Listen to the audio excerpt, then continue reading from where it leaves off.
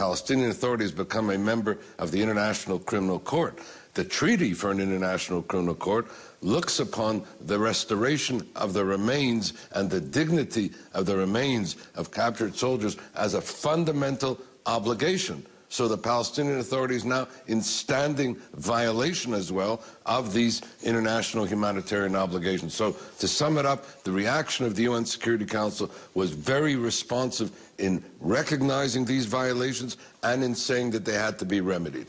And in practice? Security Council members who were there and spoke in recognition of these violations, in acknowledgement of their responsibility, in undertaking to do something about it. We didn't have one dissenting voice. All of the members of the UN Security Council who came, and that included all of them, save for China, who said and apologized they couldn't be there, undertook to remedy these violations. It also included other member states who came there and spoke. So it was a very, I think, significant hearing, and I hope the follow-up will be that they will undertake their responsibilities and hold the responsible parties to account. Professor Kotler, you are an expert on international law. This is your profession, really. Can you rely on the Hamas organization, or how can you rely on this terrorist organization?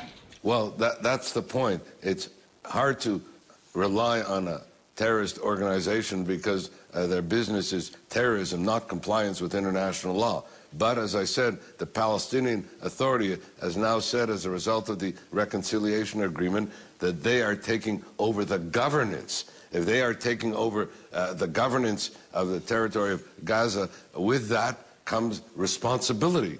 And so the address is not just Hamas, it is also the Palestinian Authority. We have also met with representatives of Qatar. We're not talking about, normal, so to speak, or state countries, governor. Well, that's what's made it so difficult to secure the release of the remains so far, or to get any information, because we're dealing with a terrorist organization.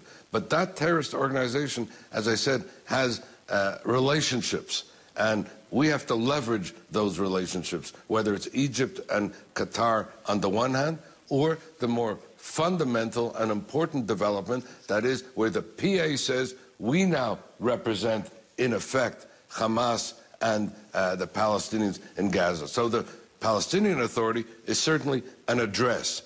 Do you plan to meet with President Abbas? Do you hope to meet him soon during your present visit to him? I'm hoping to be able to meet him within this present visit, and if it doesn't work out within this visit, soon in the near future. As I said, we've met often in the past, and there's no reason we shouldn't meet specifically on this issue.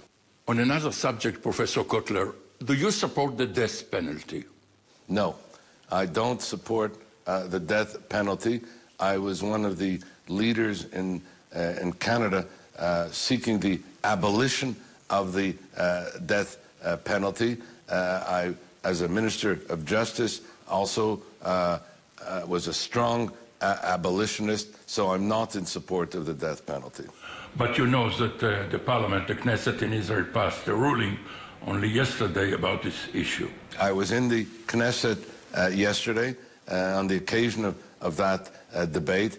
I understand the emotions surrounding that debate. I understand also, the mishpachot shkulot, families who have been the victims of horrific acts of terrorism. And I understand also, the limited manner in which the capital punishment would be imposed.